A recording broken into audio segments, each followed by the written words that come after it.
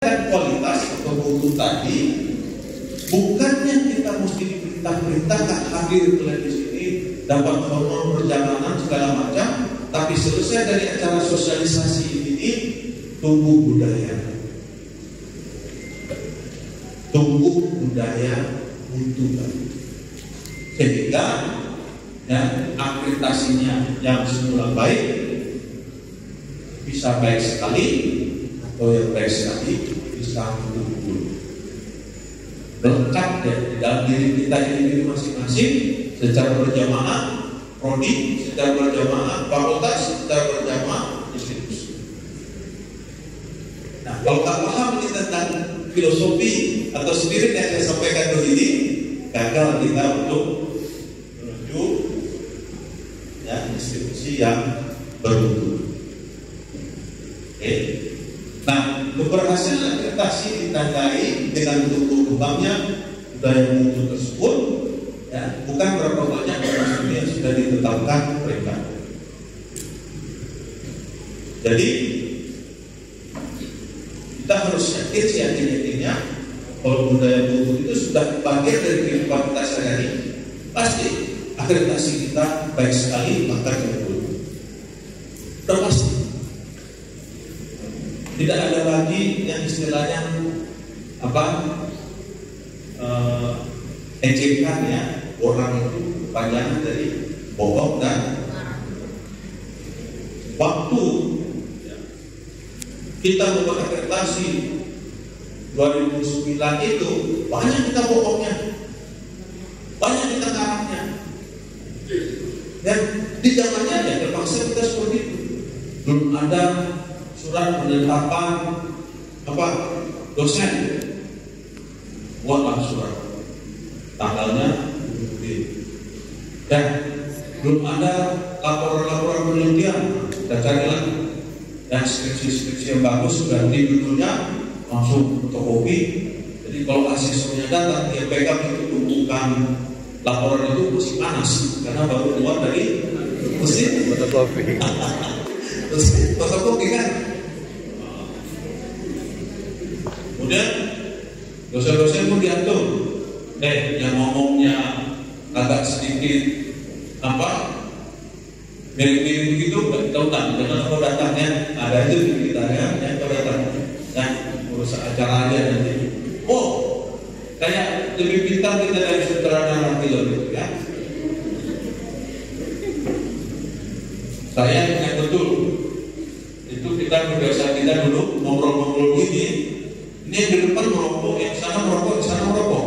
Ruangan itu dengan besar. Nah, saya minta dengan nama sangat, saya juga merokok. Nanti akreditasi ada lagi merokok. Wah, gimana tuh? Peninglah kepala ya kan, semuanya kan udah bagus. Tapi alhamdulillah, puas asesornya, walaupun dari tidak terakreditasi ke C, ya, susah lah waktu itu langsung B ya. Nah sekarang ini nih, ya, tuntutan perubahan itu pertama kemajuan teknologi, revolusi industri 4.0. Tapi saya hindari. Dan contohnya kita buat prodi bisnis digital, itu revolusi industri 4.0. Kedua adalah pandemi. Pandemi itu balik sifat penuh dengan berkah. Ya, berkahnya apa? Kita dipaksa untuk melakukan percepatan transformasi digital. Dimana tidak? Yang biasanya ngajar tatap muka seperti ini, tiba-tiba kita ngajar di depan layar. Ya, saya kebetulan waktu itu baru pindah ke Semarang.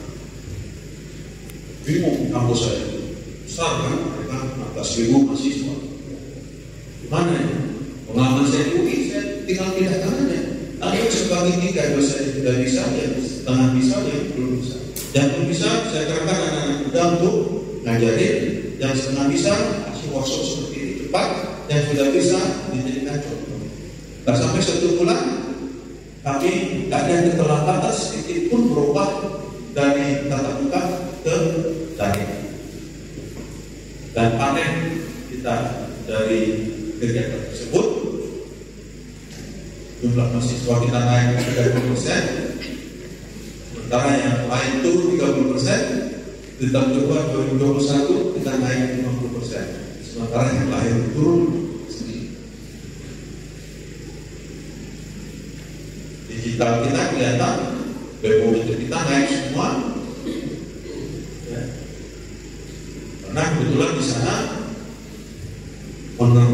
pemiliknya yayasannya satu, ya. Jadi tidak ada intip, tidak ada sengketa, tanpa kata rekornya jalan masuk. Jelas ada perintah bahwa cara kita mengajar secara resmi itu pindah ke Kulino. Kulino itu LMS-nya kita, Learning Management System. Jadi dulu saya namanya SCLE, Student Centered Learning. Ini kemarin saya tanya mau dia nih, ada nggak nih penetapan LMS di UGM? Kita belum ada ya Bu ya. Ini ngeri-ngeri sekali kita nih, kalau kita udah punya prodi bisnis digital, udah punya prodi ilmu komputer, tapi nggak ada kata untuk terlambatnya. Kalau ada kata untuk terlambatnya, saya bukan juga datang ke sini. Tapi saya yakin kawan-kawan di sini, apalagi orang kita gini ya, kalau dikasih suntikan semangat seperti ini, pulang dari acara ini langsung kita berbenah diri. Karena sudah pernah saya lakukan dulu di 2009 di UGM. Nah, jadi kawan-kawan sekalian, apa sih sebenarnya yang dimaksud dengan perilaku tadi? Ini contoh saja, antara lain, tidak satu-satunya. Contoh nih, coba kita lihat. Ini udah melontok, ya, udah melekat pada diri kita. Contoh tingkah laku yang baik dalam kehidupan akademik tampil pilar satu dari tridharma perguruan tinggi ya, pendidikan. Selalu menyiapkan bahan yang diajarkan yang up to date, yang relevan dan lengkap. Apa kebiasaan di luar sana? Ya. Termasuk di tempat saya di sekarang ini, memang sudah mulai berubah. Seringkali kita ngajar itu tangan kosong. Ya, semuanya ada di luar kepala.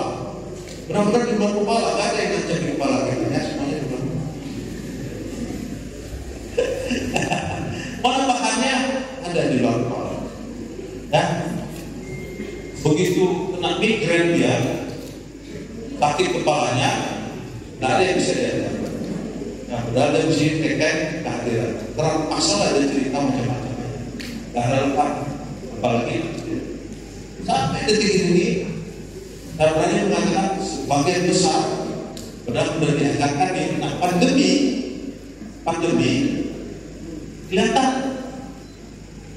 Dan selama pandemi, mohon maaf ini ya, saya nggak secara spesifik di sini.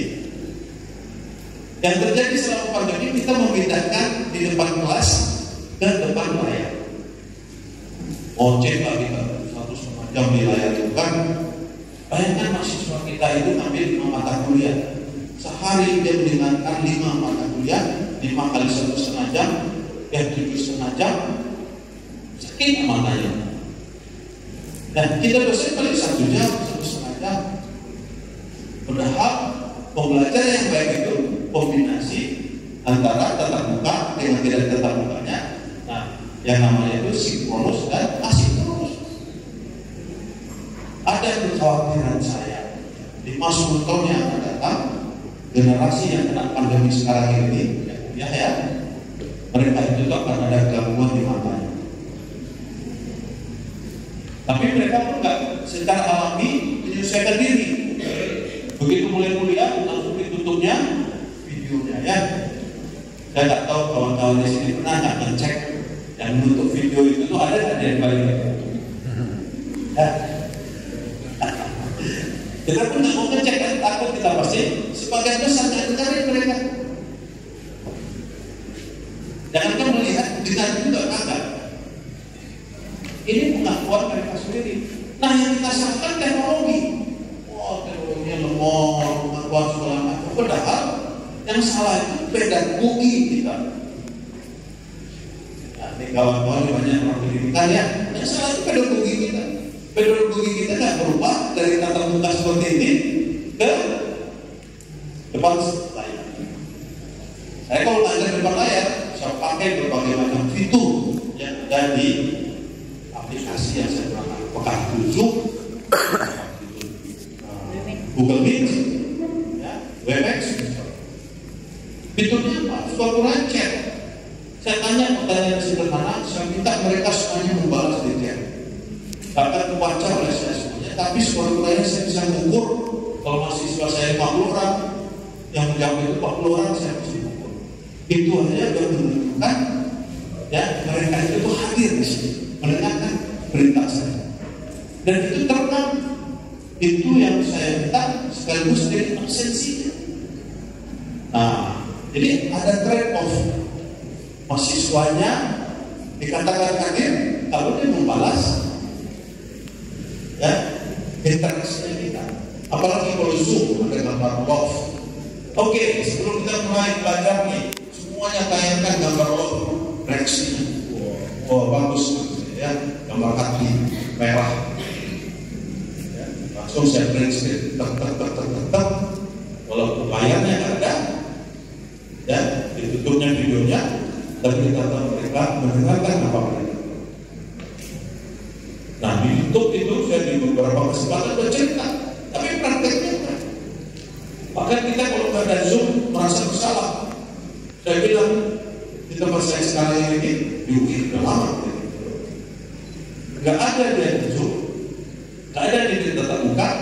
Kita lihat channel yang lain, ada nggak dia di LMS? Kalau dia ada diskusinya di situ, ada materinya, otomatis itu lognya terekam ya, dianggap si dosen hadir, berhak dia mendapatkan. Kalau itu ada honor dan mengajar berhak. Siapa yang menentukan itu? Kita. Tapi kebanyakan di tempat lain curiga, ya cuma 15 menit, masa boleh kasih honor seperti ya 1,5 jam aja? Perlu. Sesak nafas kita untuk curiga kepada teman kita sendiri dan kepada mahasiswa. Ya, bagi saya mereka ada materinya, ada diskusinya, cuma 15 menit, 20 menit, itu 1 jam aja. Kenapa? Persiapan untuk itu harusnya dihargai. Ya, upaya dia menggunakan teknologi, membuat materinya dalam bentuk digital dan sebagainya, karena banyak lagi gunanya ke depan. Begitu terjadi atau ada materi kita dalam bentuk digital, ke depannya kita mudah untuk memperbaiki. Versi 1, versi 2, versi 3. Dan seperti yang di ruang kepala tadi, apa yang aku ajarkan minggu lalu ya? Udah gak ingat, jangankan minggu lalu ya, kemarin kita ngomongin aja kita gak ingat. Tapi saya punya teman-teman yang pintar, yang ajarnya selalu pakai ruang kepala itu. Sebelum mulai kuliah dia ada dulu catatan mahasiswa. Terakhir kita sampai di mana? Bagus ya kan? Tapi ada kawan saya yang agak kelupaan itu, saking banyaknya dia mengajar pelajaran matematik langsung di kelas database. Bingung semua mahasiswa. Pak ini pelajaran apa? Ini apa ini? Kita matematik Pak. Sorry, dia gak bilang. Pak, saya dulu pakai OHB itu kan.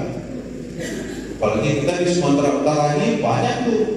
Satu dosen ngajar di beberapa tempat sama di Jakarta dulu itu bawaannya itu sampai lecek ya, sampai kuning kena keringat. Ya kita di Sumatera Utara ini ada asosiasinya yang paling namanya Askolitnya, asosiasi dosen. Kasihan itu dari pagi sampai sore ya, mos-mosan ya. Saya 20 tahun yang lalu, saya pagi, nampak saya di komputer setengah, setengah, saya ketemu. Makanya saya bisa jalan-jalan ke pada musim buah ini ya. Dulu belum ada pesawat tadi ya, pernah dulu kita naik pesawat yang Susika itu hampir jatuh dari Narkoba itu ya. Naik mobil seharian gitu ya. Tapi banyak waktu kita karena sebagian saya mengajar pakai online. Nah, di UI kebetulan nggak ada yang marahin ya. Di UI itu yang tidak outcome-nya saja. Apa outcome-nya? Waktu evaluasi mahasiswa terhadap dosen, kalau dari skala 1 sampai 5, ya, kalau kita di bawah 3 itu pasti kena SP1. Nah, saya dengan cara saya mengajar tak pernah di bawah 4. Ya. Apa yang mau dimarahin sama pimpinan saya? Itu yang namanya outcome based education. Nah, jadi kita di sini pun juga di era new normal ini harus berorientasi pada outcome. Ya. Outcome yang baik tidak akan mungkin didapatkan dari proses yang buruk. Jadi kasihlah kebebasan kawan-kawan ini, karena satu pelajaran dengan pelajaran lain itu beda-beda. Ya, mana yang terbaik mengajarkannya pastilah paling tahu. Ternyata yang kasih kebebasan seperti itu gak jalan-jalan. Kami dengan Mas Menteri, dengan Dirjen Dikti, tuangkan kebijakan namanya MBAN. Ya, Merdeka Belajar dan Kampus. Wah, langsunglah banyak kritikan. Emangnya belajar ini bisa merdeka? Kampus memang bisa merdeka? Ya. Sebenarnya saya bilang kebebasan kita mengajar itu sudah ada di Perpres nomor 8 tahun 2012 yang namanya KKNI, Kerangka Kualifikasi. Ada 4 jalur di sini. Ya. Cuman waktu mahasiswa kita mengikuti jalur yang namanya magang, kita kasih SKS, bukan 2 SKS. Waktunya cuma 1 bulan. Kalau dilihat apa kerja mahasiswa kita itu, paling disuruh membuat kopi, ya, beli kue-kue seperti ini. Tidak ada hubungannya dengan bidang ilmunya, tidak ada hubungannya dengan kompetensinya. Ini mesti kita ubah. Nah, ini Pak Rektor ini ya, dalam langsung berdialog sama Pak Rektor. Kalau masih ada prodi menerapkan magang cuma 1 bulan, kasih SP1. Berarti nggak? Magang kita itu benar-benar harus 20 SKS. Ya, walaupun bahasanya diperlukan ampuh ya. Harus ada kompetensi yang dia dapatkan. Tidak membuat kopi, tidak membuat fotokopi, tidak membeli kue. Apa kompetensinya? Nah, resistensi yang pertama kali datang itu dari dosen. Mak, kalau itu berkurang belajar mengajar saya dari itu kan? Betul? Salah. Tetap dosen-dosen ini dikasih beban untuk mendampingi mahasiswa yang magang tersebut. Gimana mendampinginya? Bukan datang ke lapangan. Disitulah letak LMS-nya kita. Ada laporan berkala 1 minggu, 2 minggu, ya, sekali 3 minggu kita zoom. Dan presentasi mahasiswa ceritanya apa kendalanya di lapangan, apa yang mesti dia lakukan, apa bantuan yang dia perlukan. Itulah esensi dari MBAN. Tapi kita sibuk langsung rubah kurikulum kita. Bukan. Apa yang mau dirubah? Kurikulum baru lalu dirubah, semua dirubah lagi ya. Yang dirubah itu adalah proses belajar mengajar kita. Memang betul itu bagian dari kurikulum, tapi bukan kurikulumnya harus dirubah. Prosesnya seperti apa? Proses, mohon maaf nih, yang selalu kita menganggap kita paling pintar. Makanya saya tadi mau membawa diri saya sebagai majelis, ketua majelis ya, karena ketua majelis itu dianggap yang paling pintar itu di antara asesor yang lain, makanya beliau ada majelis, MPR itu ya, polisi, tercantik semua. Baik dewan eksekutifnya, asesornya bisa dan tidak. Saya nggak mau membawakan posisi saya seperti itu. Ya. Tapi kalau saya membawakan diri saya bahwa proses itu yang mesti kita perbaiki, sama-sama. Di mana bukan lagi yang paling baik itu dosen ngomong di luas seperti saya sekarang ini setiap hari di depan mahasiswa, yang mahasiswa kalau kita lihat kita aja di sini udah berapa tadi yang tertidur ya. Saya itu bersyukur kalau ada yang tertidur kalau saya ngomong ya, karena berarti dia di rumah nggak bisa tidur, suara saya merdu ya, bisa dia tertidur. Alhamdulillah saya udah berbuat kebaikan untuk mereka ya. Makanya mahasiswa saya kuliah waktu itu tetap buka jam 4. Begitu 5 menit saya bicara itu 5-6 mahasiswa saya tertidur. Nah, saya tahu. Sebaliknya, kalau ada mahasiswa saya bicara, saya keluarkan. Tidak hanya saya keluarkan, langsung saya kasih saya hilang diskusi. Tapi kebijakan saya kasih tadi tidak tiba-tiba.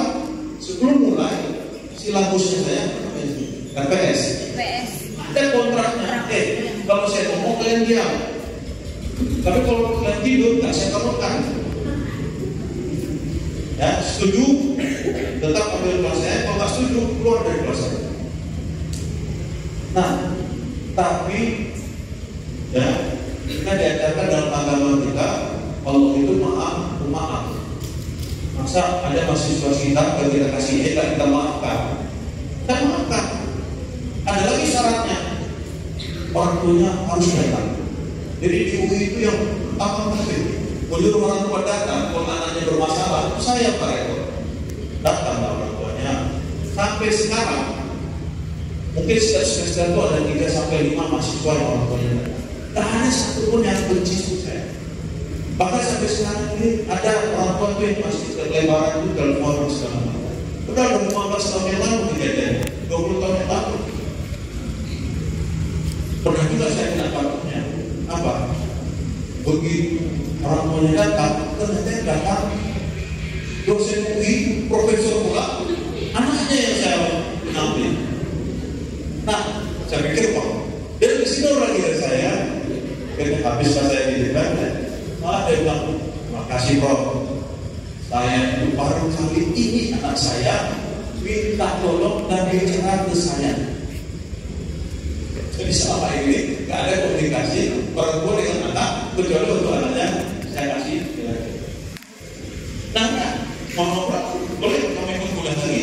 Saya cabut ya. Ini nggak akan ada cerita seperti ini kalau saya tidak melakukannya. Ya.